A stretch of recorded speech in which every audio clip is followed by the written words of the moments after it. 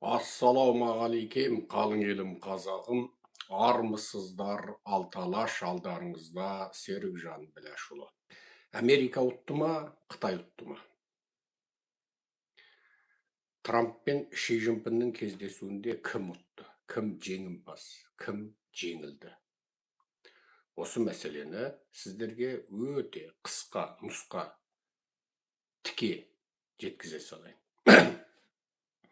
Мен мұны әлеуметтік желіні қарап отырсам, бүйрегі Қытайға орысқа бұратын антидемократиялық, антитрамптық, антибатыстық бағыттағы мына Қазақстан билігінің немесе Қытай билігінің не орыс билігінің қаржыландырылуыменен сөйлейтін ютуберлер, фейсбуктегі әулие әмбиелер, ойбай, Трамп жеңілді, тас талқан болып аузы мұрны қан жасау болып қайтты, Қытай жеңді деп тура жеті әкесі жеңгендей болып алақайлап жатыр екен. Мен 3-4 қана нәрсені айтайын. Біріншісі, образдап тұрып көз алдарыңызға келтіріңіздерші. Сен бір ағасың, үлкен ағасың, атамансың, өзің байсың, өзің мықтысың, ұлдарың да мықты, әкең де мықты, әулетің де мықты, ақшаң көп, арамзалығың, қулығың бар, жаңағы жылпостығың бар, пысықтығың бар, әшейін өзіңше абыройлы болып жүрсің. Сен сондайсың, ол Қытай. Бірақ саған келді біреу, қонақ болып келді, сен шақырып, жалынып отырып, келші деді. Бірақ ол саған келетін кезде 9 жыл араға салып келіп отыр. 9 жыл араға. Ортада сен бірініңді ұрып өлтірді. Сенің бірініңді ұрып өлтірді. Башар Асад деген. Башар Асад қазір Мәскеуде тышқан құсап Путин қазып берген енді паналап отыр. Ол сенің інің еді. Ол ұрып өлтірді, биліктен кетірді. Жарты ғасыр жалғасқан әкесі екеуінің диктаторлық билігін аяқтады. Бұл бір. Екіншісі, осы саған бүкіл майын тегін беріп, аузы мұрныңнан май ағызып отырған тағы бір кенженің бар еді. Мадуро деген. Осы керемет. Екеуің деген енді тура бір әке бір шешенің баласы, бір қарыннан шыққан бір омырау демген болып отырған едің. Жақсы көресің. Сол Мадуроны сенің туған ініңді барымталап кетті. Енді сенде бір туған іні жоқ. Туған іні жоқ. Екіншісінде тегін май жоқ. Аузыңнан май қалды. Жылда саған соғым береді. Сол Мадуроны ұрлайтын күні, түнде ұрлады ғой. Сол күннің кешінде жаңағы сен оған арнайы елшіңді жібергесін. Ініңе. Сәлем сауықтыңды, Қытай телефоныңды, Чауми ма бірдеңке деген телефонды. Ал сөйтіп сен Қытайдың жаңағы, былайша айтқанда, делегаттың әлі қайтпай сол Қарақас дейтін қала ғой, Венесуэланың астанасының аты Қарақас. Мына Керейдің ішінде, мына Ашамайлы Керейдің ішінде Қарақас деген ел бар. Мен білсем, жаңылмасам, жаңылсам, қателессем дұрыстаңыздар. Мен жаңылмасам, Қарақас деген бір ру бар ғой деймін. Сол Керейдің, Ашамайлы Керейдің ішіндегі Қарақас дейтін ру бар ғой деймін. Ал сол Қарақастан Мадуро ұрлап кетті. Енді саған жылда соғым беретін Мадуро үнің жоқ. Жоқ. 2. Үшіншісі, тағы бір інің бар еді, сектант болып кеткен. Басын орап алған. Ол да осы жылда саған соғым жіберіп тұрады. Сектант, өзі сектант. Сені де жаңағы дінге келсеңші, кәлим айтсаңшы дейді. Сен оған мен 100 грамм ішем ғой. Менің құдайым Маркс қой, менің құдайым Мау ғой деп сен келмейсің ба? Бірақ ана сектантының енді екеуміз өлсек бір шұқырда, тірі болсақ бір төбеде боламыз енді. Сен сол құдайларыңды қой, біздің құдайға келсеңші дейді ба. Сен айтасың, екеуміз де бір дейміз. Сен де диктатор қанышерсің, мен де диктатор қанышермін. Болды, екеуміз бір-бірімізді дінге үгіттемейік. Анығында сенің дінің мен менің дінім бірдей болып отыр. Құрылымымыз да бірдей, партиялық жүйеміз де бірдей, басқару функциямыз да бірдей. Деп әлгінің менен тура мұнайды $4, тіпті ең жоғары дегенде $20 мұнай алып отырсың. Қалқарада мұнайдың бағасы 70-80 болып кеткенде. Сен $20, $4, $2 алып отырсың. Бір баррелін. Ал сол үніңде саған жылда соғым жібереді. Сол үніңді қан жосағып, ұрып, өлтіріп тастады. Ол үніңнің орнына Сен енді бат оқырына да бара алмай, жаңағы. Бат оқырына да бара алмай, дұға сипай алмай, тикток имамды шақырып, жаңағы жеті желпек пісіріп, Құран бағыштай алмай, сен шипаң бітіп, бармағыңды шайнап, тикток имам басын шайқап енді, аятолла енді, ана яқта 72 қор қызына кетті ақ қойып, тикток имам сөйтіп сені жұбатып жатқан кезде, жаңағы, сол ініңді өлтіріп, қан жоса қылып өлтіріп тастаған адам сенің үйіңе қонаққа келді. Бірініңді барымталап, ұрлап алып кеткен, бірініңді 50 жылдық тағынан құлатқан, бірініңді өлтіріп тастаған келді саған. Кім жеңіп тұр, кім жеңіліп тұр? Мынау қазақ тілді әлеуметтік желідегі блогерлерді мен түсінбеймін кейде. Мүмкін сол мен ертең билікті алғаннан кейін олар шақырып, басын ашып кәдімгі, лазермен ашып, ана миына кіріп кеткен орыстың, Қытайдың маңқаларын тазалап, жаңағы сүп деп тазалап алып, біразын кесіп алып, лақтырып итке тастап, сосын өзі дұрыс табиғи Құдай берген қазақ миын қалтырып, сөйтпесек, мына қазақтарды түсіну қиын. Ал осындай жағдайда сен Қытай жеңді дейсің. Қытай несімен жеңді? Қай жерімен жеңді сен? Сен адами бір логикаға салшы. Қай жерімен жеңді? Енді қызығын айтайын. Ойбай дейді, біреу айтады, жаңа маған жекесіме жіберіп, мына пәленше айтып жатыр, түгенше деген әулие. Трамп айтқан еді, 600 бойын алады, 500 бойын алады деп еді, Қытай осы жол аузын салып бүйтіп 200 бойын алыпты дейді. Алып отыр ғой 200 бойын. Трамптың ол ежелден артық айтатын әдеті. Ол саудагер. Ол тіпті бүкіл дүние жүзіне кедендік тариф соғысын жариялады ғой. Тариф соғысын жариялады. Сонда Қытайға 300-400%-ға дейін көтеріп жіберді ғой тарифті. Қытайда есіріп 145-200 бірдеңе қылып көтерді. Ақыры не болды? Ақыры тариф түсіп, бәрібір Трамп өзінің қоймақ болған тарифін айтты. Бұл деген саудагер. Мысалы, мынаны саған $1000 дейді. Ойбай, сен талып түсесің. $1000-ға о заманда бұл заман костюм алама, ол Италияның атақты атышулы бренд маркасы ғана сондай, мынауың деген китайский ғой дейсің. Ол айтады, сол Италияның бренд маркасын ұқсатып жасаған, мынаны ки Арманиді ки ел білмей қалады дейді. Сонымен де сен алмайым деп кетесің. Анау айтады, сен кетіп барған 800 дейді. Ой, алмайым болды деп кетесің. Бергелші, сөйлесек өзі, қызық немекесің дейді. Соң қайта келесің, ал айтады 500 дейді. Сен айтасың 500-де бере алмайым дейді. Сосын ана саудагер айтады, сен қанша бере аласың дейді. Енді сол кезде ойланып қаласың. 300 десем болар деп ойлайсың да. 300. Анығында ол саған $100 сатқалы тұрған. Сен 300 деген, болды бердім 300 болды. Болды бердім 300 дейді. $300-ыңды қағып алып, мына костюмді саған ұстатып жүреді. Анығында оның жоспарында ол бұны $100 сатып отырған. Бірақ $1000 бағаны айтады. Сөйтіп сені екі қашқан жеріңнен екі шақырып алып саудаласайық деп отыр. Соның өзінде саған 300-ге сатып жүреді. Саудагер ма? Саудагер. Енді Иран мәселесінде ең негізгі мәселе Иран мәселесінде. Ши Цзиньпин айтты, біз Иран мәселесінде Иранның атом қаруын алуға біз қарсымыз. Иранның атомды уранды болуына қарсымыз дейді.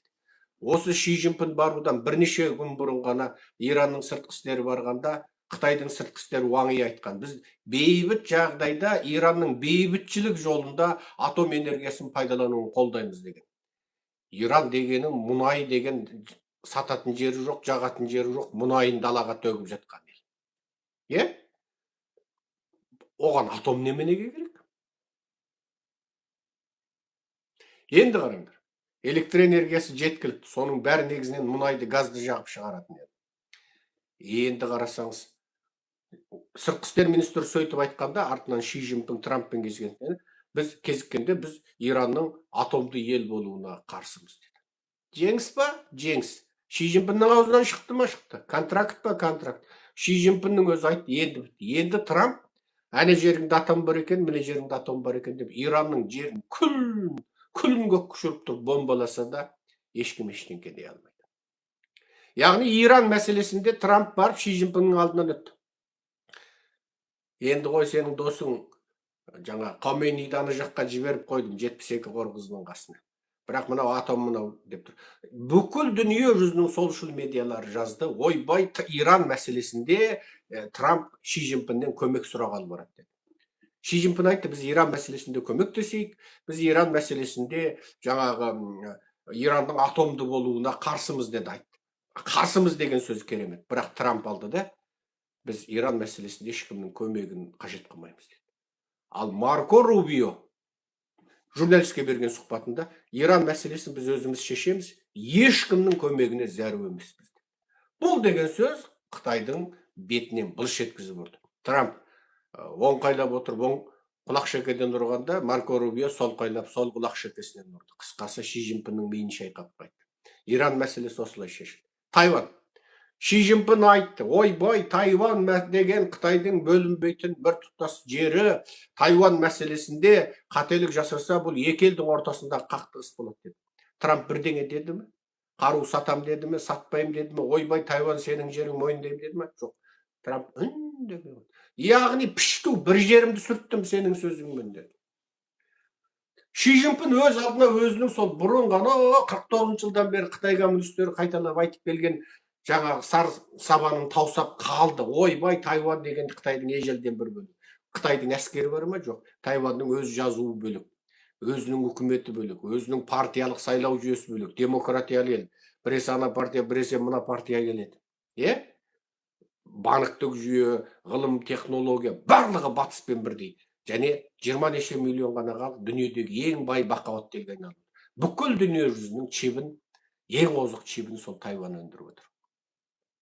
Бүкіл дүние жүзінің ең озық чебін сол Тайван өндіріп отыр. Ал Тайван туралы Қытай сөзін айтты, ойбай да ойбай дейді. Ал содан не, Тайванды сатып бердім болды, барып жәркемде деп Трамп айтып па? Айтқан жоқ. Яғни Марко Рубионың сөзінен өзгергенде қазіргі жағдай геосаяси тұрақтылық. Яғни Қытай Тайван менікі деп айғайлайды, бірақ тиісе алмайды. Үреді, бірақ қаппайды. Балды. Осы жағдайды сақтап тұрамыз деді. Қытай былайша айтқанда, Қытай құрлығынан Тайванға қарап, ана арал Тайванға қарап, үреді, әупілдейді, бірақ қаба алмайды. Неге? Қабайын десе, Тайван Американың ілкінде тұр. Ал енді осыны сен, ойбай, Ши Цзиньпин өстіп айтты. Ши Цзиньпин өстіп айтқан кезде Трамп деген битік қалды деп, мен мұны қазақ тілді, және мұны твиттердегі ағылшынша және қытайша жазатын біреулерді мен түсінбеймін. Ойбай, сөйтті. Ал Ши Цзиньпин айтыпты мақұл. Айтыпты аузында.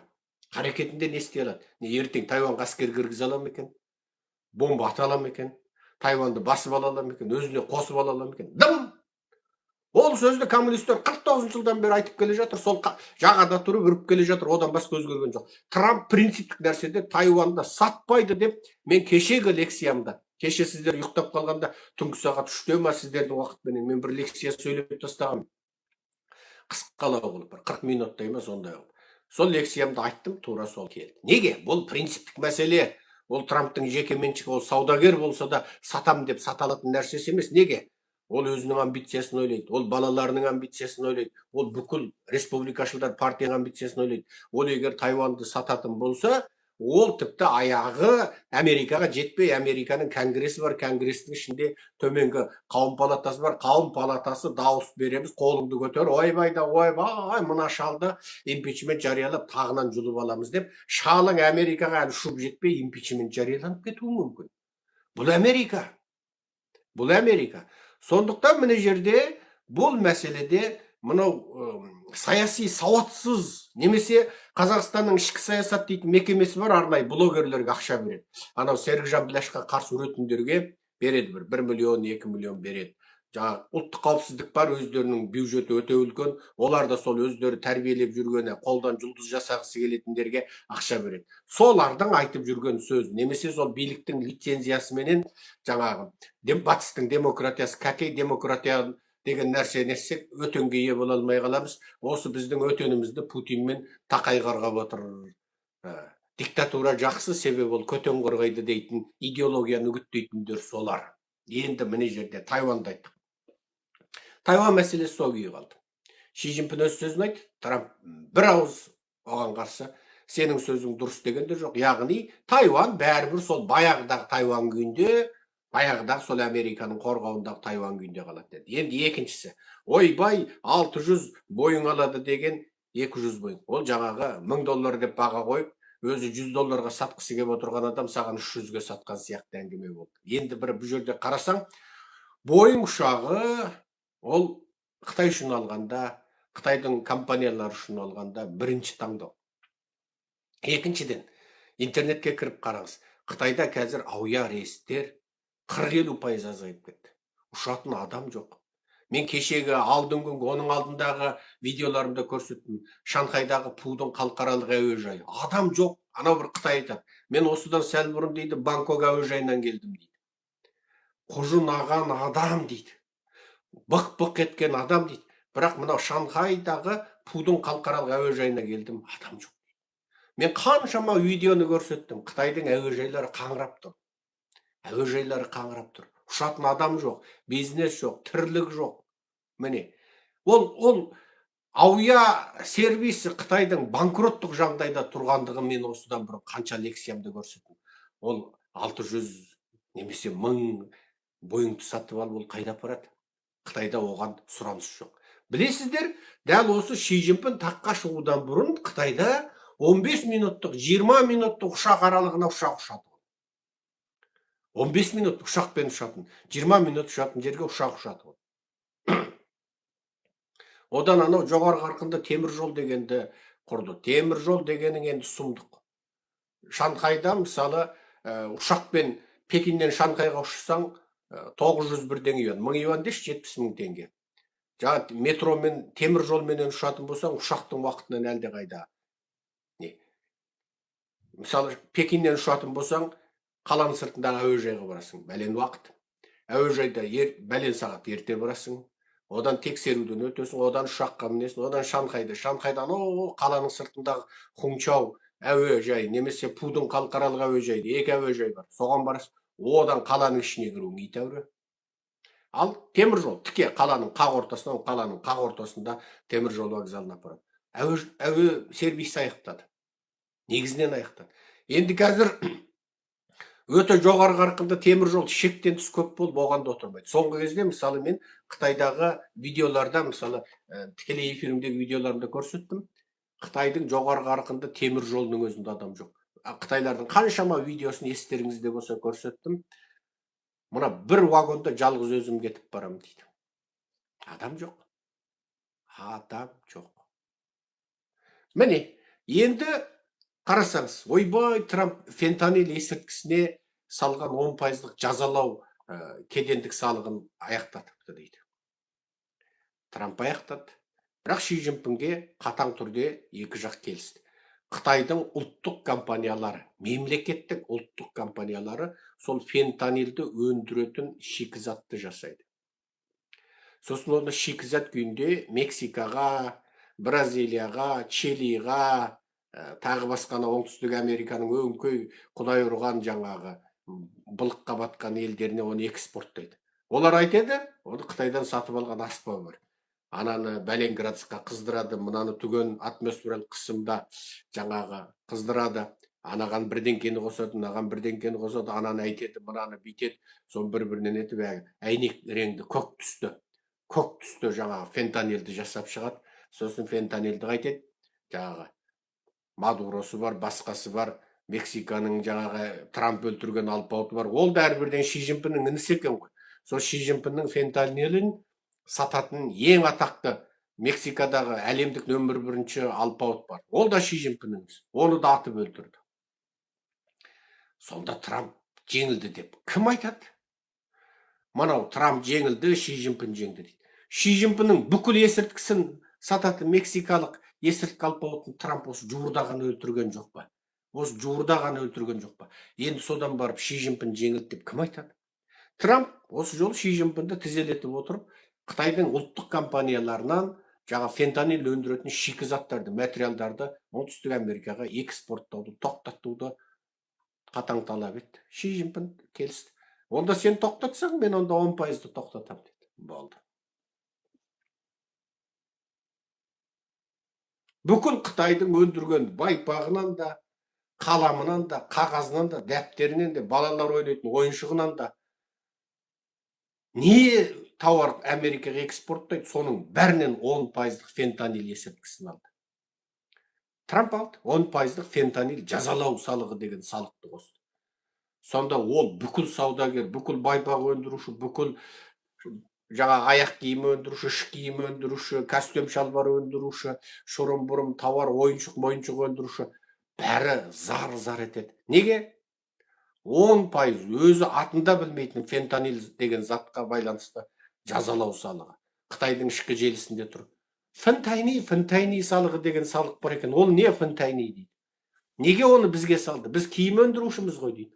Енді сосын олар бір-бірін айтпай ма? Себебі Ши Цзиньпин деген кісі фентайни, ағылшыншасы фентанил, сол фентайниді жасайды екен, сосын жасырын Америкаға сатады екен. Күніне 300 америкалық арам қатады екен ол фентанилді тұтынып. Соның Ши Цзиньпинге қой десе қоймаған, сондықтан ендеше сенің бүкіл тауар өндірушіңе соны 10% салық қылам деп отыр. Содан сен байпақ өндіресің, фентанилдің не екенін білмейсің, бірақ саған фентанил салығын төлетіп отыр дейді. Әкеңді Ши Цзиньпин дейсің міне. Бұның барлығы не? Бұның барлығы айналып келген кезде Ши Цзиньпинді өзінің халқының алдында, бүкіл өзінің орта буржуаз тауар өндірушілерінің алдында масқара қылу. Яғни бұл жердегі әңгіме осы. Енді бірі, мысалы Марко Рубио, Ши Цзиньпин өзінің адамдарын таныстырып, сосын Трамп өзінің адамдарымен бір деп Ши Цзиньпин қол алысты. Соны таныстырып жатыр, бірден қол алысты. Марко Рубио мен Ши Цзиньпин қол алысқан кезде қол алысып болды, жаңа қалау-малауын айтысты. Марко Рубио алды да оң қабағын бүйтіп қысып, ол көзін Трампқа қарап қысып жіберді. Мазақтап отыр. Дипломатияда бар ма? О заман бұл заман. Жоқ. Марко Рубиоң да дипломатияны қағып тұрған жоқ. Бүкіл камера қарап тұр. Марко Рубио Ши Цзиньпиннің ресми түрде жаңағы атын жазып санкцияға енгізген адам. Қытайдағы мүлкі бұғатталады. Марко Рубиоға сол заманда айтқан, менің Қытайда бір тиындық мүлкім жоқ, бір тиындық банк есеп шоты. Қытайдағы есеп шоттары жылжымайтын, ана-мына мүлкі бұғатталады. Бір тиын ақшасы жоқ екен Қытайда. Мәселе не? Марко Рубио Шыңжаң, Шығыс Түркістан, Қазақ-Ұйғыр геноциді, концлагер деген тақырыпты көтеріп қоймай қойды. Тибет, жаңа Фалунгонг дегенді көтеріп қоймай қойды. Сосын Қытай оны ызаланып кетіп санкция салды. Ал санкция салғаннан не түсті? Марко Рубионы бір мемлекеттің екінші адамы болып барып отыр. Ши Цзиньпин енді онымен қол алысып отыр. Марко Рубио Ши Цзиньпинмен қол алысып болып, Ши Цзиньпинмен ілесіп, адамдарды Трамп таныстырып жатыр. Ши Цзиньпин қол беріп жатыр. Марко Рубио алды да Трампқа бүйтіп жіберді. Көзді бүйтіп лып еткізіп қысты. Дипломатия ма? Дипломатия ма? Мазақ. Сен о заманда, бұл заман қай елдің нөмірі екінші адамы сол елдің президентімен кездесіп отырып, көзін өзінің бастығына қарады, қысып жібергенін көрдің? Лып еткізді. Мазақ ол. Ши Цзиньпинді мазақтап отыр ол. Бұл жолға Американың командасы, ол Қытайды бір мына елдерді әріптегенде, ой, Қытай деген бүйтті, Қытай айтты, Америкамен келсең кел деді, ұстасты дейтін нәрсе емес. Масқаралап отыр, бірініңді Мадуроны ұрдап кетті, бірініңді тура аузы басын жалап отырған ініңді Башар Асадты оны тақтан тайдырды. Ана есірткіңді сататын мексикалық магнат ініңді жылдық бюджеті $40 миллиард екен оның. $40 миллиард. Бүкіл жер шары бойынша ең атақты есірткі сатыр екен. Ол құдай біледі, Илон Масктен де бай шығар. Соны өлтірді. Ана бірініңді, сектабасыныңды Камейниді ана жаққа жіберді. Ал енді сен отырып алып Ши Цзиньпин жеңді дейсің. Егер шын мәнінде Ши Цзиньпин Иранның одақтасы болса, әне жерде келсең кел деп, ұстасатын жеріңді айт, тұрысатын жеріңді айт демей ма? Дей алмай отыр. Және барлық айналдырып інісінің бәрін қидай сыпырып өлтіретін өлтіріп, ұрлайтын ұрлап болып, енді барып өзімен қол алысып отыр. Боқта дей алмай, көзі сығырайып, жаңағы сыңырсын етіп күлгеннен басқа не істеді Қытай? Қытай не істей алды? Дымды істей алған жоқ. Дымда істей алған жоқ. Енді барғаннан кейін айтты, саудагер ғой бұл, жаңағы $1000 деді мына костюмде. Almayım dedim. Ой, beri gel dedi. 800 dedi. Ой, ketçi almayım dedim. Beri gel dedi. 500 dedi, kımbat dedim. Sosun özüңнен сурап, sen 300 dedim. Anығында бұл бұны 100-ге сатайтын костюмді саған 300-ге сатты. Саудагері, айттым ба, енді өзі Қытай Хуаң Руншүнді, анау Джейсон жаңа Хуаңды ертіп барды. Оның өзі қызық болды, бір қызық. Ол әдейі жасалды ма екен деймін. Себебі Трамптың ұшағы Аляскаға ұшып барғанда Джейсон Хуаңның жоқ екенін көрген. Джейсон Хуаңға ұшып Аляскаға жетті. Ол өзінің ұшағымен Аляскаға ұшып барып, Трамптың ұшағы ұшпай тұрып, Джейсон Хуаңды Аляскадан алып кетті. Былай қарасаң, оны бір әдейі елеусіз қылған сияқты. Менше бұл ойын. Біреулер айтады, Трамптың жаңағы адамдардың тізімдігін Ақ үйде өзінің қызмет тобына тапсырған, олар сонда бәрін жазғанда Джейсон Хуаңды жаңағы қосуды ұмытып кеткен. Сосын Трамп қараса, ішінде Джейсон жоқ, Джейсон Хуаң жоқ. Ана NVIDIA чибінің атасы. NVIDIA чиптің иесі. NVIDIA дейтін чип бар ғой. Компьютеріңіздің чибі сол Pentium NVIDIA деп тұрады ғой сол. Сол чип Хуаң Руншүн. Ағылшынша аты Джейсон Хуаң. Хуаң деген Қытайдың фамилиясы. Қазақша аударғанда Сары. Былайша айтқанда Сарыбай. Джейсон Сарыбай. Сол Сарыбайды қараса жоқ. Жоқ. Ал бұны неге? Бұны командасы орналастырмай қап, сосын Трамп оны ертіп алып. Менше бұл да медиаға бір шоу. Медиаға бір шоу. Неге? Джейсон Хуаң осы жолы Қытаймен саудада Трамп жол берген, Қытайға жол берген. Соның орта деңгейдегі чиптерін сатуға жол берген адам. Трамп Джейсон Хуаңның жаңағы NVIDIA чибінің орта деңгейдегісін Қытайға сатуына рұқсат берді. Джейсон Хуаң бұны қалай түсіндірді? Ол осы уақытқа дейін бәленбай тіпті YouTube-қа дейін жарнама жасап, ол әдетте көп желіге шықпайды адам, ол жұлдыз болып кетті. Неге жұлдыз болып кетті? Ол жұлдыз болған кезде ол бүйтіп айтты. Егер біз Қытайды тым бұрышқа тақап алсақ, Қытайдың Huawei немесе басқасы осы мәжбүрліктен кейін өздері бір чип жасап кетпей ма?